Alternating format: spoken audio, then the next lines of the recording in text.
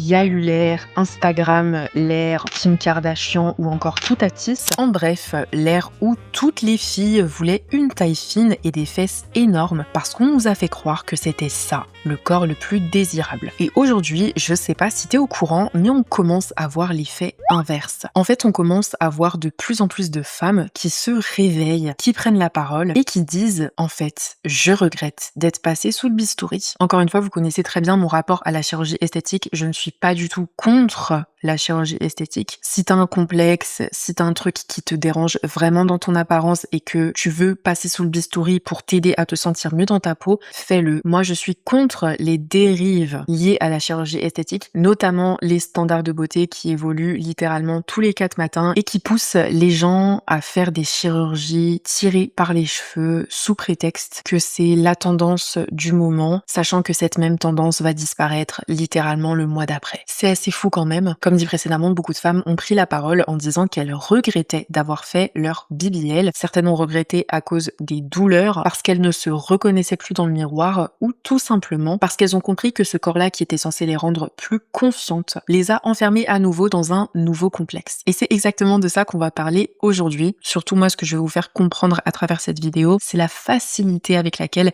la société traite le corps de la femme comme une simple tendance, comme quelque chose qui peut changer au gré des saisons, alors que un corps humain, c'est un putain de corps humain. Il n'est pas censé être une tendance, on n'est pas censé pousser des trends comme si c'était quelque chose qu'on pouvait contrôler naturellement. Un corps reste un corps, il est juste là pour nous aider à vivre, à respirer et à fonctionner correctement. C'est important de le reconnaître et de se le rappeler des fois. Mais c'est justement ça que je veux pointer du doigt parce qu'on se rend compte avec tous ces témoignages que beaucoup de filles sont passées sous le bistouri pour faire un BBL, non pas parce qu'elles complexaient de base ou qu'elles avaient vraiment envie de le faire, mais bel et bien parce que c'était une tendance et qu'elles voulaient suivre le mouvement. Avant de réagir au témoignage, je veux juste rapidement vous rappeler ce que c'est un BBL pour toutes et ceux qui ne savent pas ce que c'est. Je vous avais fait toute une vidéo dédiée, il me semble que c'est la première vidéo qui est disponible sur ma chaîne, qui récapitule toute la procédure. Je sais pas pourquoi j'ai fait un tout aussi long, ce que c'est véritablement, toutes les dérives qui vont avec. Je vous invite à aller la regarder pour ceux qui ne sont pas encore bien renseignés à ce sujet, pour avoir tous les tenants et les aboutissants si jamais vous avez le temps. Un BBL ou Brazilian Butt Lift, c'est une opération de chirurgie esthétique où en gros on vient aspirer de la graisse sur certaines zones du corps, souvent le ventre, le dos ou les cuisses, puis on réinjecte cette même graisse dans les fesses pour créer une silhouette plus marquée, plus ronde, plus sabliée. Les gens ont tendance à banaliser le BBL pour la simple et bonne raison qu'on va prendre notre graisse et la réinjecter à une autre place. Comme si, oui, comme il n'y a pas de corps étranger, d'implant véritable, c'est sans risque, c'est au calme. Alors que non, pas du tout. Je le rappelle encore une fois, le BBL, c'est la chirurgie esthétique la plus mortelle, la plus dangereuse au monde. Il y a des risques d'embolie graisseuse. C'est toute une chirurgie, toute une procédure qui demande beaucoup de précautions. Et encore une fois, il y a beaucoup de spécialistes qui refusent d'effectuer des BBL parce qu'ils considèrent que le risque est bien trop important. Et pourtant, malgré tous ces risques, le BBL a explosé au cours de ces dernières années, comme quoi on a vu apparaître toute une culture autour de cette chirurgie esthétique, les voyages de chirurgie esthétique à l'étranger, les influenceuses qui font des vlogs BBL comme si elles partaient juste faire une coloration de cheveux. Et là, on n'est même plus dans une tendance pure et dure, on est dans un véritable business qui se nourrit des complexes et des insécurités des gens. Comme dit au tout début de ma vidéo, cette image idéalisée du BBL commence à se fissurer et on va commencer dès maintenant à réagir aux témoignages parce que je parle beaucoup trop. Let me de-influence you on getting a BBL, lipo, all of that. So it's been this is day 3, and I'm not saying this because I'm unhappy with my results. I think my body is tea. It looks amazing, but it is not worth it, you guys. Like the amount of pain that you are going to go through and the amount of pain that you experience getting out of surgery, it's like in 1,000 out of 10. And I've had lipo in the past, so the pain is just way too much. The uncomfortableness, the inconvenience of everything, the faja, the boards, the foams, the massages, the pain, the no sleep. Like, girl, at that point, just go to the gym. Just go to the gym.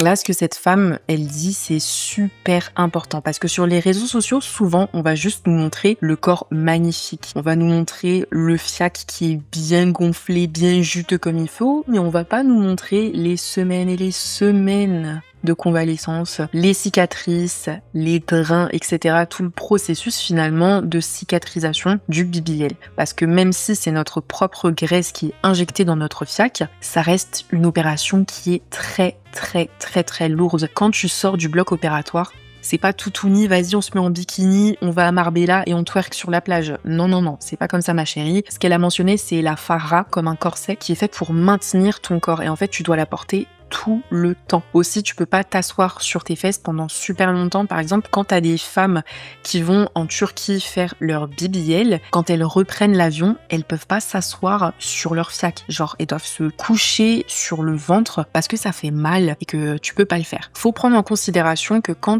tu fais cette opération, les résultats ne sont pas immédiats. T'as toute une période de cicatrisation qui est super lourde. Et encore une fois, comme elle l'a si bien dit, ça fait mal. Ça fait très mal. Surtout, on est dans une société où on est tout le temps assis, que ce soit au travail, que ce soit à l'école. On est tout le temps assis. Sauf que quand tu te fais un putain de BBL, tu peux pas t'asseoir directement. C'est un truc à prendre en considération aussi. Si elle est traumatisée à ce point du BBL, ça veut quand même dire que c'est pas des lol. J'aime trop quand les influenceuses désinfluencent justement les tendances, les produits, les chirurgies en l'occurrence, parce que ça te permet vraiment de te poser 2 secondes et de te demander est-ce que je suis réellement prête à traverser ça. Des fois, c'est mieux d'aller soulever de la fonte, de faire tes petits entraînements plutôt que de s'infliger ce genre de truc. I have a little sister who got a BBL and regrets it. When I say I thought my sister was gonna die, there were so many women walking with canes. My sister just passed out. There's blood everywhere. I called the emergency room. They're like, yeah, okay, so. They literally acted like, next burger. Oh my God. But these are people's bodies. Y'all don't understand. It's one of the most risky operations that you could ever do. The whole experience was just like, for a trend? For society. For validation. For validation. Ça, ce que j'ai dit au début de cette vidéo, moi je critique pas les chirurgies esthétiques de façon générale. Si t'as un complexe et que ça peut t'aider à te sentir mieux, ma star, vas-y fonce. Si t'as les pesos, si t'as l'énergie, libère-toi de tes chaînes. Même si c'est possible de passer au-dessus d'un complexe et de réussir à s'accepter, en fait, il faut comprendre qu'il y a toute une industrie, tout un business des insécurités, et ça je le mentionne dans littéralement toutes mes vidéos qui traitent de chirurgie, d'apparence, etc. C'est tout un business. Et c'est vrai qu'on l'avait notamment remarqué avec les entreprises, les agences de chirurgie esthétique, notamment situées dans des pays comme les États-Unis ou encore la Turquie, où il y a vraiment toute une culture de la chirurgie qui est popularisée, qui est banalisée, où des fois on va traiter les patients à la chaîne. Là par exemple elle disait Next Burger, genre en mode que t'avais tellement de patients à la chaîne qu'on était en train d'assister à une déshumanisation des gens. Quand elle mentionne que sa sœur avait mal partout, qu'elle s'est évanouie, encore une fois c'est une opération qui est très lourde, et comme elle l'a si bien dit, c'est l'opération de chirurgie esthétique la plus mortelle au monde. Et ça, les gens ne vous le répètent pas assez parce que franchement, t'en as des opérations, hein. T'en as énormément. On peut faire énormément de choses de nos jours avec la médecine et c'est le BBL qui est littéralement l'opération la plus dangereuse, qui est la plus populaire en ce moment. C'est quand même fou. When I had that BBL, the pain that I had there, I was like, I would never, ever, ever, ever, ever subject myself to that kind of pain ever again.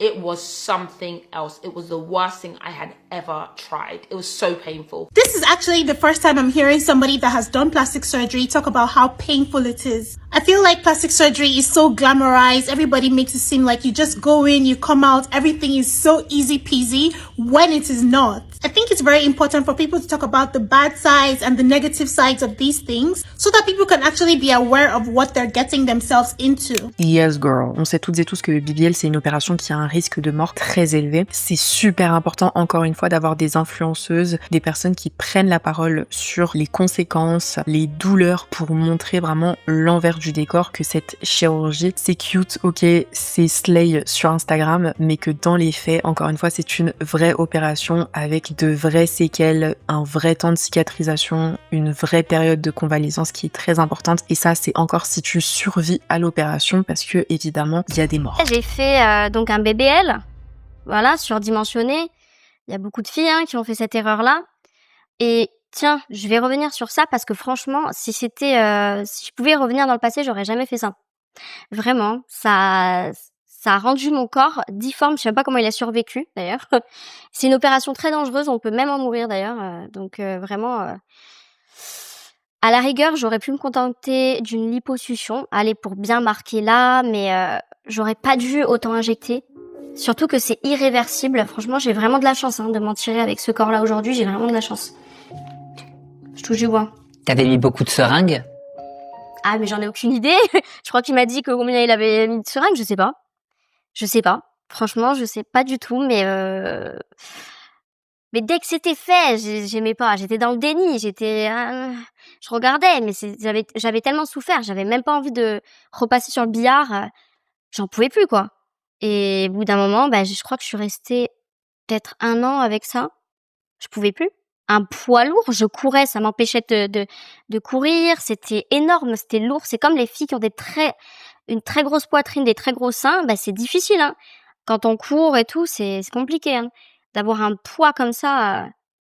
Qu'est-ce qui t'avait convaincu? Qu'est-ce qui t'avait motivé à faire cette opération, à avoir ce fessier XXL, comme tu dis? Alors, moi, je ne désirais pas un fessier XXL, en fait. Je désirais un plus gros. Mais vu que les tendances de l'époque, c'était vraiment les formes, les fesses énormes, comme Kim Kardashian, je pense, J.Lo. Bon, J.Lo, c'est un petit peu moins, mais c'est la mode. En fait, c'est un effet de mode. On va pas se mentir, c'était la mode. D'être vraiment la taille très fine et des hanches larges, rondes, sans... tu vois ce que c'est le creux des hanches? Les femmes, elles ont ça naturellement. Oui. Là, il me l'a refait. Enfin, il m'a remis mon creux des hanches que j'avais, quoi. Et aujourd'hui, c'était une volonté pour toi de redevenir, entre guillemets, skinny? Oui. Franchement, je suis tellement mieux, je cours, je suis libre, quoi. Voilà, je fais beaucoup de sport. J'ai rien à voir. Cette vidéo, pour moi, elle récapitule tout. Elle-même, elle avoue en fait qu'elle l'a fait tout simplement pour correspondre à des critères de beauté qui étaient tendance il y a quelques années de ça. Maintenant, je sais pas si vous aviez déjà vu ma dernière vidéo par rapport au skinny talk, mais maintenant, la mode, c'est plus trop le BBL, c'est un retour vers cette éra de skinny, cette éra très fine. On a un retour vraiment à la maigreur extrême, ça se voit sur les tapis rouges, sur les red carpets, sur les avant-premières, etc. J'ai fait toute une vidéo à ce sujet, mais c'est vrai que c'est très important de se rendre compte que, encore une fois, comme je l'avais dit en introduction, le corps de la femme est sujet à énormément de tendances, ce qui ne devrait absolument pas être le cas parce que, encore une fois, un corps c'est fait pour vivre, c'est fait pour t'alimenter, pour faire des choses du quotidien, pour faire du sport, pour danser ou je ne sais quoi. C'est pas fait pour correspondre à des critères Instagram. Le fait que un coup ce soit le BBL qui soit à la mode, puis le mois d'après être skinny, on sait même plus sur quel pied danser. T'as beaucoup de personnes, je pense, qui ne seraient pas passées sous le billard s'ils n'avaient pas pas les réseaux sociaux. Et c'est pour ça que je vous conseille, j'ai l'impression que je le dis dans toutes mes vidéos, mais si vous ne le savez pas, avant que je revienne sur Instagram, parce que je me suis recréé un compte dernièrement, j'avais supprimé Instagram pendant un peu plus de 6 mois, il me semble, parce que j'avais envie de tester tout simplement le fait de ne pas avoir Instagram, ne pas sans cesse consommer la vie des autres, consommer les stories des autres et juste commencer à vivre ma propre vie sans me demander ce que les autres font, de fear of missing out. Ça a été une expérience très bénéfique que j'ai recommandée à d'autres amis et qui ont eux aussi adoré. Le fait simplement de voir comment tu te comportes et comment ton cerveau fonctionne sans les réseaux sociaux pendant plusieurs mois. C'est vraiment une expérience à tester, pas nécessairement être aussi dramatique que moi et le faire pendant 7 mois, mais si vous voulez tester, ne serait-ce que pendant genre 1 mois, le fait de désactiver complètement tous vos réseaux sociaux et de vous rendre compte en fait que beaucoup des choix que vous faites dans la vraie vie sont influencés par de parfaits inconnus sur internet. Le fait de voir que les réseaux sociaux, à un moment donné, ça peut influencer nos comportements dans la vie réelle, et la preuve en est par exemple avec le BBL où beaucoup de femmes ne seraient jamais passées par cette opération si ça avait pas été popularisé par Kim Kardashian et je ne sais quelle autre star de télé-réalité. Oh my god, you guys, I just saw a BBL in real life for the first time, and that shit looks so fucking stupid. Oh my god, that looks so bad.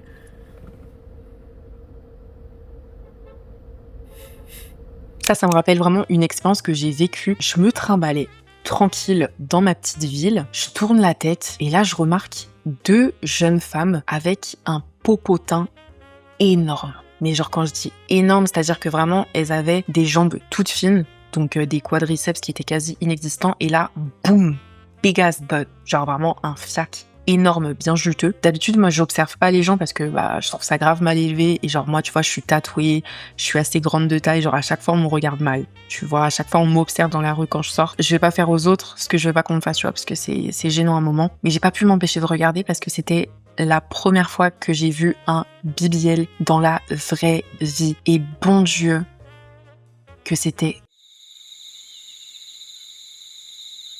original. En fait, ça rejoint une autre vidéo à laquelle je voulais réagir où une meuf disait en gros que voir un BBL dans la vraie vie, c'est l'équivalent de voir un Cybertruck, donc la voiture de Tesla dans la vraie vie. En gros, ce sont des trucs qui sont beaux que sur les réseaux, mais quand tu vois dans la vraie vie, c'est pas la même chose. C'est exactement ça en fait. Quand tu vois des BBL sur Instagram, quand c'est Kylie Jenner, Kim Kardashian qui sont avec leurs petits BBL posés à la plage, ça peut paraître esthétique. Quand tu vois des meufs dans des clips en train de twerker avec des gros BBL, ça peut paraître visuellement attractif. Quand tu sors dehors, toucher de l'herbe, te promener dans ta petite ville, dans ton petit village, et que tu tournes la tête et que tu vois littéralement 2 énormes boules, faut se rendre compte que les réseaux sociaux, c'est pas la vraie vie. Mais alors pas du tout. Franchement, je trouve ça dommage de gâcher son corps, encore une fois, pour des critères qui changent au gré des saisons. T'as pas besoin de ça en fait. Genre, t'as vraiment pas besoin de ça. T'as plein de vidéos maintenant, de nos jours, des filles avec des BBL à la salle de sport, dans la rue, qui vont littéralement dégainer leur téléphone et commencer à les filmer pour se foutre de leur gueule. Et on a atteint un tel niveau de folie. Faut pas oublier que ce sont des inconnus et que genre, filme pas les inconnus, en fait c'est un truc de pervers. Mais les gens se rendent compte que cette chirurgie dans la vraie vie, c'est pas naturel, ça fait too much. Bien évidemment, des fois,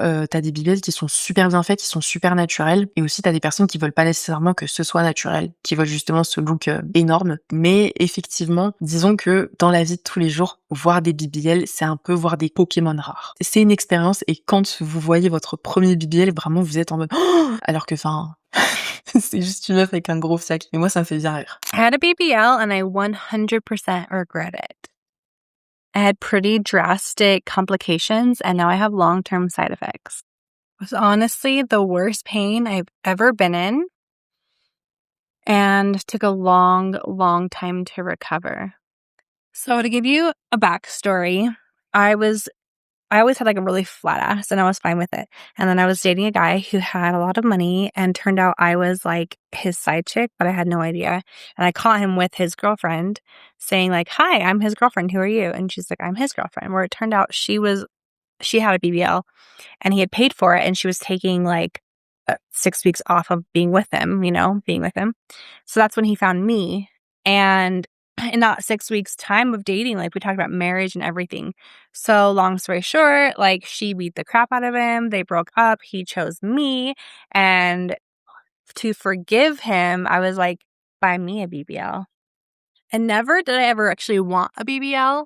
Never even thought about it until like that year because guys were such jerks to me and made me feel super self-conscious about my flat. But so I have the surgery. I don't have anyone to drive me home, which I ended up Ubering to a hotel that my mom was, we were having like a family reunion for a week. So I Uber there. And I was in so much pain. I was just like hyped up on painkillers and like painkillers I'm really sensitive to. So I put ice packs on me and fell asleep with them on. Anyways, my skin ended up dying, which was basically like a 3rd-degree burn or something. They were honestly just trying to save my tissue because it was turning black and dying on my ass. So in that time is when I kind of realized like I should just see my own beauty and like realize I don't need all these things done. Putain, quel témoignage. J'ai envie de dire le meilleur pour la fin. Déjà, what the fuck, l'histoire de la side chick, ça m'a tué. Pour en revenir à la peau qui a littéralement brûlé.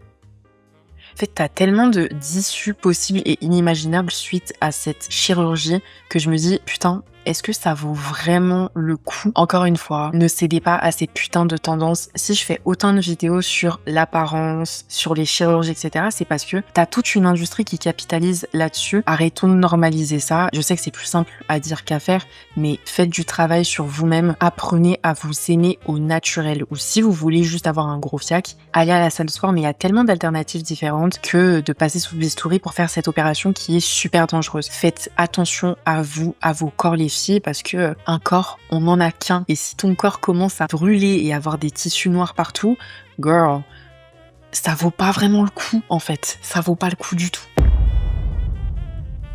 Cette vidéo arrive à sa fin. J'espère que vous aurez appris des petits trucs, que vous avez passé un bon moment en ma compagnie. Je vous fais d'énormes bisous. On se retrouve très bientôt pour une nouvelle vidéo. Ciao, ciao.